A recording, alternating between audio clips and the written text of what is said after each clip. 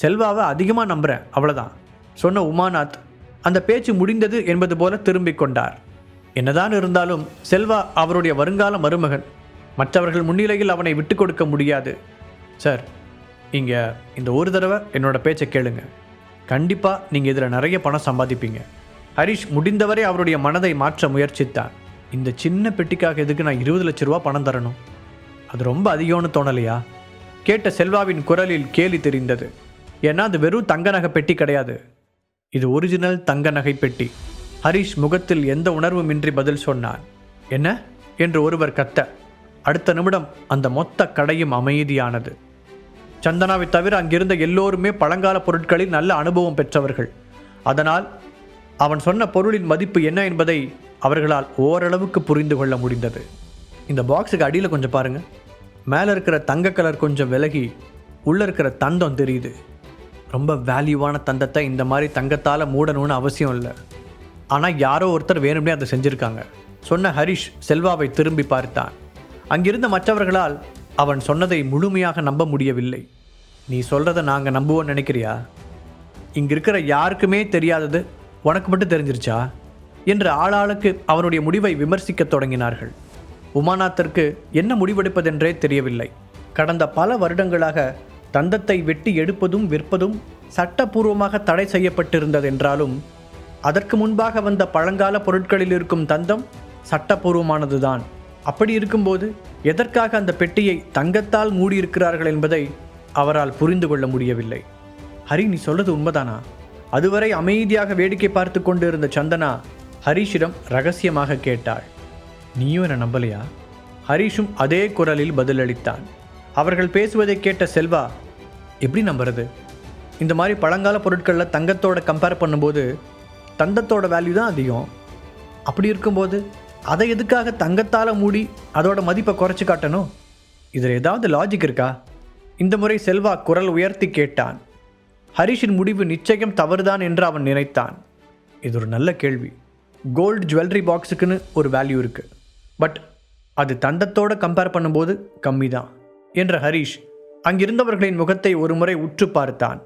பின்பு டேபிளின் மீது இருந்த அந்த பெட்டியை கையில் எடுத்தவன், ஆனால் உங்களில் யாராவது இந்த தங்கத்தை சோதிச்சு பார்த்தீங்களா என்று அலட்சியமாக கேட்டான். பின்பு அந்த கவுண்டருக்கு பின்னால் நடந்து சென்று அங்கிருந்த ஒரு லிக்விடையும் துணியையும் எடுத்து வந்தான். இதை வச்சு நீ என்ன ப்ரூவ் பண்ண நினைக்கிற? கடுப்பான செல்வா தன்னையும் மீறி ஹரிஷை ஒருமையில் பேசத் தொடங்கியிருந்தான். கொஞ்சம் வெயிட் பண்ணுங்க, அது என்னன்னு நீங்களே பார்க்க தானே போறீங்க.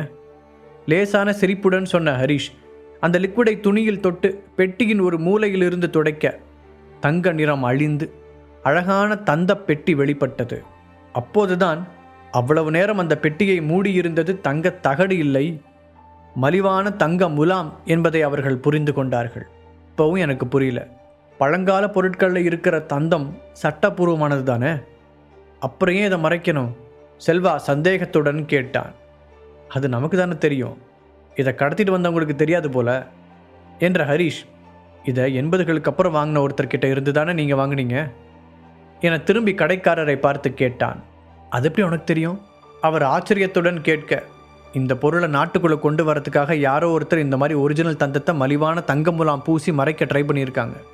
அவர் சொன்ன மாதிரி ஒரு பழங்கால பொருளுக்கு அது அவசியம் இல்லை, ஆனால் உண்மையிலேயே இது எவ்வளோ பழங்கால பொருள்னு கடத்தினவங்களுக்கு தெரியல, அதனால் எங்கே மாட்டிக்குவோமோன்னு பயந்து இப்படி பண்ணியிருக்காங்க. ஹரிஷ் எக்ஸ்பிளைன் செய்ய அங்கிருந்த எல்லோரும் அதை ஆச்சரியத்துடன் கேட்டுக்கொண்டார்கள். இந்த பொருள் அங்கே சுற்றி இங்கே சுற்றி கடைசியில் ஒரு சேகரிப்பாளர்கிட்ட வந்து சேர்ந்துருக்கு, அவருக்கும் இது ஒரு உண்மையான தந்தம்ங்கிற விஷயம் தெரியல என்ற ஹரிஷ் அங்கிருந்த ஊசியை வைத்து அந்த பெட்டியின் அடிப்பகுதியை சுட்டி காண்பித்தான். இந்த இடத்துல சின்னதாக ஒரு ஸ்க்ராட்ச் இருக்குது பாருங்க, இதில் தான் இதோட உண்மையான அடையாளம் தெரிஞ்சுது. இந்த பொருளை உங்களுக்கு விற்றவருக்கு இது ஒரு பழங்கால பொருள்னு தெரியும், ஆனால் இதை உண்மையிலேயே எதால் செஞ்சுருக்காங்கன்னு அவருக்கு தெரியல, அதனால தான் அவ்வளோ கம்மியான விலைக்கு உங்களுக்கு கொடுத்துருக்காரு. ஹரிஷ் சொல்லி முடிக்க எல்லோரும் நம்ப முடியாத ஆச்சரியத்துடன் அவனை பார்த்தார்கள். இந்த விஷயத்தில் அவன் எவ்வளவு துல்லியமாக கணித்திருக்கிறான் என்பதை உணர்ந்தவர்கள் அவனுடைய திறமையின் அளவை புரிந்து கொண்டார்கள். அதனால் நான் என்ன சொல்ல வரேன்னா, உமாநாத் சார், நீங்கள் இந்த பொருளை வாங்குறதால கண்டிப்பாக நஷ்டப்பட மாட்டீங்க சொன்ன ஹரிஷ் பெட்டியை மீண்டும் கவுண்டரில் வைத்தான். இப்போது அந்த பெட்டி முன்பை விட ரொம்பவே அழகாக இருந்தது. இது நல்ல பொருள்னு நான் அப்பவே நினச்சேன். ரொம்ப நன்றிப்பா என்ற கடைக்காரர் ஹரிஷை கையெடுத்து கும்பிட்டார். ஹரிஷ் மட்டும் அப்போது வராமல் இருந்திருந்தால் அவர் செல்வா சொன்னதை நம்பி அந்த பொருளை வாங்கிய விலையை விட குறைந்த விலைக்கு விற்றிருப்பார். ஒரு நிமிஷம் அங்கிள், ஒரு வீடியோ கால் பண்ணி என்னோட டீச்சர் மூலமாக இதை பற்றின உண்மையை கன்ஃபார்ம் பண்ணுறேன் என்று செல்வா அவனுடைய ஃபோனை எடுத்தான். அடுத்த சில நிமிடங்களில் அந்த அழைப்பு இணைக்கப்பட அவனுடைய ஃபோன் ஸ்கிரீனில் ஒரு நடுத்தர வயது வெள்ளைக்காரரின் முகம் தெரிந்தது. அந்த வெள்ளைக்காரரை பார்த்ததும் அங்கிருந்த எல்லோரும் நம்ப முடியாத ஆச்சரியத்துடன் ஒருவரை ஒருவர் பார்த்து கொண்டனர். இது மிஸ்டர் கேப்ரியல் தானே? செல்வா அவரோட ஸ்டூடெண்ட்டா என்று அவர்கள் எல்லோரும் தங்களுக்குள் முணுமுணுக்க கேட்ட செல்வாவிற்கு பெருமையாக இருந்தது. ஏனென்றால் கேப்ரியல் உலகின் தலைசிறந்த நிபுணர்களில் ஒருவர். பழங்கால பொருட்களை பற்றிய ஆர்வமுள்ள ஒருவருக்கு அவருடைய பெயர் தெரியாமல் இருக்காது. செல்வா, நீ சென்னைக்கு போறேன்னு தானே சொன்ன, இப்போ எதுக்காக என்ன கூப்பிட்ட? ஆங்கிலத்தில் பேசிய கேப்ரியலின் குரல் கொஞ்சம் கடுமையாகவே இருந்தது. அது சார், நான் இங்கே ஒரு ஆன்டிக் ஜுவல்லரி பாக்ஸை மதிப்பிட்டேன். ஆனால் வேற ஒருத்தர் நான் போட்ட மதிப்பை விட 10 மடங்கு அதிகமாக சொல்கிறாரு. செல்வா சுருக்கமாக விஷயத்தை கூறினான். என்ன? அது என்னன்னு என்கிட்ட கொஞ்சம் காமிக்க முடியுமா?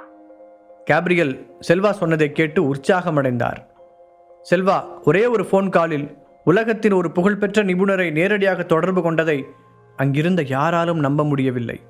அவனுக்கு இந்த அளவுக்கு செல்வாக்கு இருக்கும் என்று அவர்கள் எதிர்பார்க்கவில்லை. இப்போது நடப்பதை பார்க்க அவர்களுக்கு முன்பை விட சுவாரஸ்யமாக இருந்தது. இப்போது அந்த பெட்டி பற்றி கேப்ரியல் என்ன சொல்லப் போகிறார் என்பதை கேட்க அவர்கள் ஆர்வமாக தயாரானார்கள். என்கிட்ட இருந்து நீ எதுவுமே கத்துக்கலையா செல்வா? இது என்னன்னு உன்னால கண்டுபிடிக்க முடியலையா என்று அவர் கோபமாக கத்த எல்லோரும் அதிர்ச்சியுடன் ஒருவரை ஒருவர் பார்த்து கொண்டார்கள். கேப்ரியல் இவ்வளவு கோபக்காரராக இருப்பார் என்று அவர்கள் நினைக்கவில்லை. அங்கிருந்தவர்கள் அவர் என்ன சொல்ல வருகிறார் என்பது புரியாமல் குழப்பத்துடன் ஒருவரை ஒருவர் பார்த்து கொண்டனர். செல்வாவும் தன்னுடைய ஆசிரியர் எதற்காக தன்னை திட்டுகிறார் என்று தெரியாமல் விழித்தான். அப்போது யாரும் எதிர்பார்க்காத விதமாக ஹரிஷ் பெட்டியை கையில் எடுத்து நேரடியாக கேமராவில் தெரிந்த கேப்ரியலிடம் பேச ஆரம்பித்தான். கேப்ரியல், நீங்கள் கொஞ்சம் நல்லா இந்த பாக்ஸை கவனித்து பாருங்கள். இது பல 100 வருஷங்களுக்கு முன்னாடி செய்யப்பட்டதுன்னு உங்களுக்கு புரியும். அப்போல்லாம் நாட்டோட இளவரசிகளுக்கு திருமணமாகி போகும்போது இந்த மாதிரி விலை உயர்ந்த கலைப்பொருட்களை பரிசாக தருவாங்க. உங்களுக்கு அதை பற்றி தெரியலையா? எதுக்கும் உங்கள் கண்ணாடியோட பவரை செக் பண்ணுங்க என்று ஹரிஷ் பேசிக்கொண்டே போக, ஹரிஷ் நீ என்ன பேசிகிட்டு இருக்க? அவர் எவ்வளோ பெரிய ஆள்னு தெரியுமா? அவர்கிட்ட இப்படிலாம் ஹார்ஷாக பேசாத. உமாநாத் கோபமாக அவனை திட்டத் தொடங்கினார். உண்மையில் உமாநாத் பல ஆண்டுகளாக கேப்ரியலுடன் நட்பாக பழகி வருகிறார். அவர் எப்போதும் கேப்ரியலிடம் மிகவும் மரியாதையுடனே நடந்து கொள்வார். அப்படி இருக்கும்போது வயதில் குறைந்த இளைஞனான ஹரிஷ் அவரிடம் இப்படி பேசியது அவருக்கு தாங்க முடியாத கோபத்தை வரவழைத்தது. ஹரிஷ், நீ உன்னை பற்றி என்ன நினச்சிக்கிட்டு இருக்க? இந்த மாதிரிலாம் யாரும் அவர்கிட்ட பேசினதே இல்லை என்று உமாநாத் தொடர்ந்து டென்ஷனாக கத்திக்கொண்டு இருக்கும் போதே, ஹரிஷ் நீதானா அது? சாரி, நான் உன்னை கவனிக்கவே இல்லை என்ற கேப்ரியலின் உற்சாகமான குரல் ஸ்பீக்கரின் வழியே கேட்க உமாநாத்தின் பேச்சு அப்படியே பாதியில் நின்றது. அவர் அதிர்ந்து போய் செல்வா பிடித்திருந்த அந்த ஃபோனின் ஸ்கிரீனை விரித்து பார்த்தார். செல்வா, என்ன ஃபோன் வச்சிருக்க நீ? எனக்கு எதுவுமே சரியா தெரிய மாட்டேங்குது. பாரு, கடைசியில் ஹரிஷே எனக்கு ஒரு நிமிஷம் அடையாளம் தெரியல. கேப்ரியல் சொல்ல செல்வா திகைத்து போனான். அவன் இப்போதுதான் அந்த ஃபோனை வாங்கியிருந்தான். விலை அதிகமான லேட்டஸ்ட் மாடல் ஃபோன் அது. ஆனால் அதை அப்போது சொல்ல முடியாமல் அமைதியாக இருந்தான். இங்கெல்லாம் ஃபோன் நல்லா தான் இருக்குது, எதுக்கும் நீங்கள் உங்கள் ஃபோனை செக் பண்ணுங்கள் கேப்ரியல் என்று ஹரிஷ் கிண்டலாக கூற, அதை கேட்டு அவர் கோபப்படாமல் நண்பனைப் போல ஹரிஷுடன் உரையாடத் தொடங்கினார். அவர்கள் இருவரும் ரொம்பவே சகஜமாக பேசிக் கொண்டிருப்பதை பார்த்த எல்லோரும் என்ன யோசிப்பதென்று தெரியாமல் வெறுமனே அங்கு நடப்பதை வேடிக்கை பார்த்து கொண்டிருந்தார்கள். நானும் அதைத்தான் சொல்ல வந்த ஹரிஷ். செல்வா ரொம்ப நாளாக என்கிட்ட ஸ்டூடெண்ட்டாக இருக்கான். நல்ல பிரில்லியண்டான பையன்தான். அவன் இந்த பொருளுக்கு கம்மியான வேல்யூ போட்டிருக்கேன்னு சொன்னதுனால தான் எனக்கு கோபம் வந்துருச்சு என்று கேப்ரியல் விளக்க, அப்போதுதான் அவருடைய கோபத்திற்கான காரணம் எல்லோருக்கும் புரிந்தது.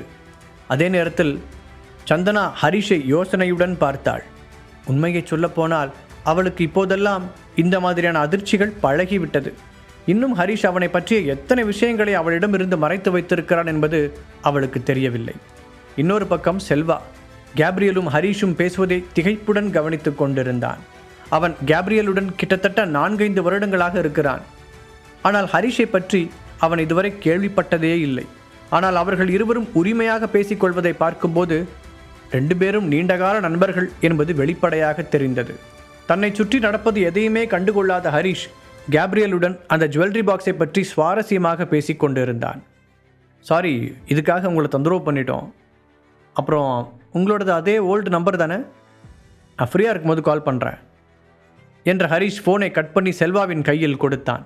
பின்பு அந்த பெட்டியை கவுண்டரில் வைத்தவன் பக்கத்தில் இருந்த துணியை எடுத்து அதன் மேல் மிச்சமிருந்த தங்க முலாம் மொத்தத்தையும் அழித்து எடுத்தான். இப்போது அந்த பெட்டியின் மீது செதுக்கப்பட்டிருந்த சிற்பங்களின் உருவங்கள் மிக தெளிவாக தெரிய ஆரம்பித்தது. அதை பார்த்து திருப்தியாக புன்னகைத்தவன் அப்போதுதான் எல்லோரும் தன்னை வினோதமாக பார்த்து கொண்டிருப்பதை கவனித்தான். அவன் குனிந்து தன்னை மேலிருந்து கீழாக ஒரு முறை பார்த்துவிட்டு, என்ன என்கிட்ட ஏதாவது வித்தியாசமாக இருக்கா? உங்களை மாதிரியே 2 கண்ணு, 1 வாய், 1 மூக்கு, எல்லாமே கரெக்டாக தானே இருக்குது. அப்புறம் இப்படி வச்சக்கண் வாங்காமல் குறுகுறுன்னு பார்க்குறீங்க என்று விளையாட்டாக கேட்டான். அதை கேட்டு அவர்கள் சுதாரித்து வெட்கத்துடன் தலையை திருப்பிக் கொள்ள ஹரிஷுக்கு கேப்ரியல் தனக்கு அறிமுகமான தருணம் ஞாபகத்திற்கு வந்தது. அவன் சிறு வயதில் நியூயார்க்கில் இருந்தபோது கேப்ரியலின் குடும்பம் ஹரிஷின் ஆசிரியர் குடும்பத்துடன் நெருக்கமாக இருந்தது. ஹரிஷை போலவே கேப்ரியலும் அந்த ஆசிரியரிடம்தான் பழங்கால பொருட்கள் மதிப்பீடு பற்றிய பயிற்சியை எடுத்தார். அவர்களுடைய ஆசிரியர் ஹரிஷ் மற்றும் கேப்ரியல் இருவரின் திறமையையும் பாராட்டியதோடு அவர்கள் இருவரும் தங்களை வளர்த்து கொள்ள ரொம்பவே உதவினார். கிட்டத்தட்ட 6-7 வருடங்கள் ஒன்றாக பயின்றதால் வயது வித்தியாசத்தை மறந்து கேப்ரியலும் ஹரிஷும் ஒரு அண்ணன் தம்பியைப் போல பழகினார்கள். அந்த நாட்களையெல்லாம் நினைத்து பார்த்த ஹரிஷுக்கு அதையெல்லாம் விட்டு தான் வெகு தூரம் வந்து விட்டது புரிந்தது. அதை நினைத்து ஒரு பெரும் மூச்சை விட்டவன், இப்போ இந்த பெட்டியை நீங்கள் வாங்க விரும்புகிறீங்களா உமாநாத் சார் என்ற கேள்விக்குறியுடன் அவரை பார்த்தான். நிச்சயமாக வாங்கிக்கிற ஹரிஷ், உமாநாத் உற்சாகமாக பதில் சொன்னார். இப்போது அவருக்கு அந்த பெட்டியை பற்றி நன்றாக தெரிந்து விட்டதால் அதை தானே பாதுகாப்பாக வைத்துக்கொள்ள விரும்பினார். திரும்பி தன் நண்பரான கடைக்காரரை பார்த்தவர், நீ இப்போவும் அதே விலை தான் சொல்றியா என்று கேட்டார். ஹரிஷ் சொன்னதிலிருந்து அதனுடைய மதிப்பு என்னவென்று அவர்கள் உணர்ந்ததால் ஒருவேளை கடைக்காரர் இப்போது கொஞ்சம் அதிகமாக விலை சொல்ல வாய்ப்பிருக்கிறது என்று அவர் யோசித்தார். ஆனால் அந்த கடைக்காரரோ, கண்டிப்பாக உமாநாத், அந்த விலைக்கு கொடுக்குறேன்னு நான் உனக்கு வாக்கு கொடுத்துட்டேன், அதிலிருந்து நான் மாற மாட்டேன். அதே 20 லட்சம் தான், அதிகமாகவும் இல்லை கம்மியாகவும் இல்லை சொன்ன கடைக்காரரும் சந்தோஷமாக இருந்தார். அவர் வாங்கிய விலையுடன் ஒப்பிடும்போது 20 லட்சம் என்பது நல்ல லாபம்தான். அதற்கு காரணமான ஹரிஷை மீண்டும் ஒரு முறை நன்றியுடன் பார்த்தார். அதே நேரம் உமாநாத்தும் தன்னுடைய நண்பரை நினைத்து உள்ளுக்குள் பெருமைப்பட்டார். அந்த பொருளின் உண்மையான மதிப்பு தெரிந்த பிறகு அவர் எளிதாக விலையை கூட்டிச் சொல்லியிருக்கலாம். எப்படி இருந்தாலும் உமாநாத் அதை வாங்கத்தான் போகிறார். ஆனால் அவருடைய நண்பர் ரொம்பவே நேர்மையுடன் நடந்து கொண்டார். அப்படின்னா சரி, நானும் என்னோட ஒய்ஃபும் சில பொருட்கள் வாங்கலாம் தான் இங்கே வந்தோம், அதனால் நாங்கள் இந்த ஏரியாவை சுற்றி பார்த்துட்டு வரோம் அவர்களிடம் விடைபெறும் விதமாக சொன்ன ஹரிஷ், முழு கதையையும் கேட்டு மகிழ பாக்கெட் FM ஆப்பை டவுன்லோட் செய்யுங்கள். லிங்க் டிஸ்கிரிப்ஷனில் கொடுக்கப்பட்டுள்ளது.